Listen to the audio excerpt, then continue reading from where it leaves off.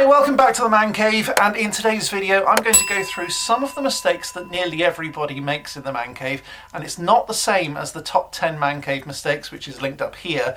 I am going to, in this video, explain some of the fixes that you can make if you've already made some of these mistakes. So for those people who've already got a Man Cave, if you have made some of these mistakes, this is how to fix it. In a similar way to other videos, these aren't ranked, but each one of these is really important, so let's get started with number one. Number one is probably one that you haven't thought of, and it's actually not even one that's in that video up there. It's planning things around the TV. It's not always the best idea to plan everything around the TV. Plop a TV somewhere on the wall or in the middle of the room and then have everything pointed at it. That can be quite good if the only thing you're going for is a cinema experience, but most of the time it kills conversation and it kills the vibe. So if your man cave isn't going to be just a cinema room, maybe think about putting the TV somewhere slightly different. Maybe organise the sofas so that they face each other, or so that they're at least at an angle, so that if you want to have that conversation, you can turn off the TV and chat away while having a drink in your hand maybe. But just have a think about where you're going to put that TV, whether or not you're going to put it in the right place for the sorts of vibes that you're trying to go for. So the fix here really is to start with the feel. What are you trying to go for in your man cave? What sort of things are you planning on doing in your man cave? Now this might change over time, but at least have that sort of flexibility that maybe you can put it in a certain place and then maybe move it over time. If you've got a projector, again, you might need to start thinking about where you're going to be mounting that so that you don't bang your head on the projector, or so that you don't trip over it if it's a floor mounted short throw thing. Just think about all of those sorts of things ahead of time. If you're already in that position and the TV is already mounted to the wall, maybe start thinking about how you're going to rearrange the furniture. The most important thing here is the TV should serve the vibe, it shouldn't control it. Number two, forgetting about lighting layers. Now I know I've mentioned this on various previous videos, but if you've only got a central light in the center of the room, it'll make everything really flat, kind of boring looking, and it doesn't kind of add the ambience that you might be looking for in your man cave. Now I'm certainly not saying that you're going to need sconces like flaming candles on the wall. That might be a bit too much for your vibe. But just have a think about the different types of levels of light. You might have spotlights that provide different lights from different areas. You might have them from below or from above. You might even have little accent lights that just look shimmery and pretty in some places. Oh, is this a man cave or a girl cave? Huh. But my point is that there are lots of different ways of doing lighting, and if you have those sorts of layers, you can turn them off, turn them on, dim them, all of those sorts of things, and have that sort of control that allows you to formulate the sort of vibe that you're really trying to go for. So the fix is to have, yes, something overhead. It might be one light, it might be multiple, it might be strip lights, or it might be spotlights, but have that sort of central one light. Then you've got lots of other little things that can add accents to it, be it a strip light or some sort of wall-mounted nano leaf boards or something like that. Maybe even colour changing so that you can change those sorts of moods in your man cave as you want to. Think again about the role that the man cave is going to play. Is it a workshop? Is it a cinema room? Is it just a chill out space or a gaming room? So think about what sorts of things you're going to be doing in your man cave and adjust the lighting accordingly. Remember that if you've got smart home controls, you can make different zones pop instantly just by setting scenes in Home Assistant or Alexa or various different other smart home technologies that you might want to adopt. Number three, and I kind of touched on it last week, ignoring acoustics. Now I'm not just talking about sound in general and tiling everything so it sounds like a toilet. I'm also talking about more generally the sorts of acoustics to try to make things sound good in your man cave. That might be soft furnishings on the wall or sound reflector boards, dampening boards, even things like subwoofers if you've got a cinema setup. All of those things add to the ambience of the room, make it sound a little bit better. Now in here I've gone a little bit further with that. I've got different ambient speakers that provide things like crickets or background noise if I want to make it sound like a pub. I've got a pub background noise that I can play in the background so it doesn't sound quite so empty in here if I'm here by myself. All of this adds to the immersion, but I know that that's probably going a little bit too far for some of you. The fix here might be to add carpets or rugs or curtains or bookshelves or something to just kind of dampen the sound a little bit. If it's reverbing too much, it will sound like you're in a train station. It doesn't need to look like a studio in here with all these soundproofing wall panels and those coney things that stick out, but you might want just soft furnishings just to make it sound a little bit richer in here. And it doesn't matter whether you're recording for YouTube or not, you're not going to want it to sound like a public toilet, are you? Number 4, a lot of people just overstuff the place. So if it's all crowded, if it's disorganized, it's not going to feel relaxing. So try to limit some of that stuff. Try to bring it down a little bit and allow the space to become part of your design. So the fix would be to pick your priorities. What is most important to you? The main thing here is that if you pick a certain number of things, it kind of feels more premium, whereas clutter just makes it look and feel like a student flat. Number 5, forgetting power and connectivity. A lot of people will get to this point in their man cave and go, oh, how do I do X, Y, Z? Obviously, it's much better to plan in advance if you can, but if you've already got to this point, you're going to need a fix, aren't you? Now, if there's not enough sockets or not enough cable points or internet or Wi-Fi dead spots, you're going to need to fix some of those things. So you might want to get some Wi-Fi extenders or cables as well, cable points, just so that you have like a wall jack so that you can plug something into it.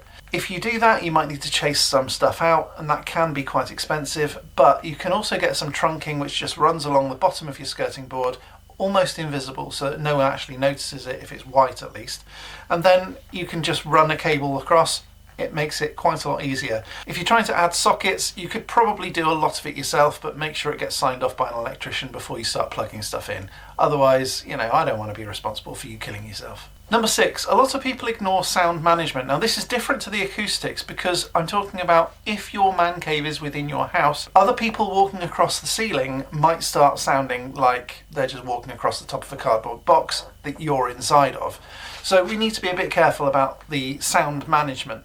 Now that might include some sort of sound dampening or suspended ceiling or anything like that to try to limit the amount of acoustic interference that comes from outside, especially if you're using it for things like recording on YouTube or gaming or sound production or playing guitars and all of those sorts of things.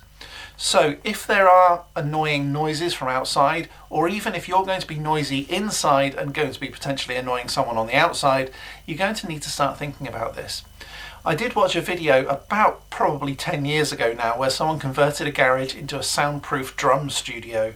That was pretty cool, but he did have to spend an awful lot of time and money making all of the insulated layers of concrete blocks and things like that, and basically suspending one room inside another. That's probably going a bit too far for most people. But unless you are creating a drum studio in your garage that's made of concrete, the chances are you're probably not going to have that sort of problem. The fix though might be soundproofing mats, either within your man cave or externally to it, especially above, or possibly even just above your ceiling but below the floor. There are lots of different ways of doing it, and I'm not going to be able to cover all of it on this video, but have a think about the different soundproofing methodologies. Now, soundproofing and sound dampening are two different things. I would aim for sound dampening because soundproofing is almost impossible, but have a look at both and see whether or not you can integrate any of those sorts of things into the walls, the ceilings and the floors to make sure that there are sound dampening ways of doing this. Lower frequencies tend to only be able to be absorbed through quite heavy materials, so have a think about whether or not you're going to be able to do some of that sort of stuff. Here, I live on a flight path and I hear rumbles all the time. There's not very much I can do about it unless I build a mound of earth over the top of this man cave, and I'm not prepared to do that. So just think about what's possible as well. Number 7, believe it or not, a lot of people forget about comfort. Now, I'm not talking about using soft furnishings like cushions and throws and all of those sorts of things. It's a man cave at the end of the day, and it doesn't need to be too girly. You don't want feathers everywhere, but at the same time you do want to be comfortable in here. So a lot of men tend to urge more on the hard, crisp line kind of aesthetic, which is fine for a lot of things, but not always fine for comfort. So have a think about how you're going to be able to add more comfort to it. And it might be things like having a comfy sofa, having an easy chair, all of those sorts of things really add to the comfort of your man cave. A lot of people make style their priority over, for example, seating. If you haven't got enough places for people to sit down, they're probably not going to stay in your man cave for very long. Stools that hurt your backside after about 10 minutes probably aren't the best idea. go for something a bit more comfortable. If you've got no heating or no airflow, again, that's going to make people feel like they want to leave. The fix will be to go ergonomic with all of this sort of stuff. Get ergonomic furniture, get decent padding in those things as well, and ideally some way to control the temperature, whether that's some sort of thermostat or some heating, air conditioning, heating units. Those sorts of things are really important for longevity of the man cave so that you can use it across the whole year. Add subtle airflow or a simple fan behind furniture for those long evenings. You don't want it getting too stuffy, and you don't want to keep that carbon dioxide inside. If you've got good insulation, you're going to be building up carbon dioxide the more people are in here for the longer amount of time, and you're going to want to flush that out and get a bit of air in here. Otherwise everyone's going to fall asleep and die of asphyxiation. You don't want that. Number 8, not having a focal point. So the mistake is that a lot of people have man caves and it just feels a little bit bitty. There's nowhere specific to look.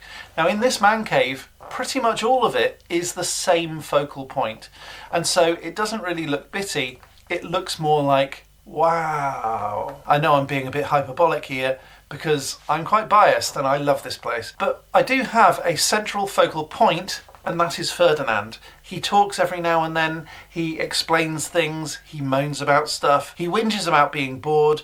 All of those things make him the central focal point of the man cave, and also he's cleverly located just above the fireplace. Now the fireplace as well, because it's one of the only moving things in the man cave, and it's also a very pretty fireplace, makes it the central focal point. So this whole corner is the central focal point. A lot of people, on the other hand, have a man cave where they just go, I like this and this and this and this, and they just put it all out on display. If you do that, it's just going to look a little bit bitty, and it's not going to be a central, cohesive, single thread all the way through it. So you need to make sure that that single thread or story is cohesive throughout your whole man cave. And I know I've spoken about this before, having that golden thread, having that storyline to your man cave. And it could be as simple as, I'm a football fan and I support Man United. I'm a football fan and I support Liverpool or Aston Villa or whoever. So just think about who you are, what your man cave is going to represent, and tell that story. So not having that focal point, things will look a little bit bitty if you don't have something to focus your eye on.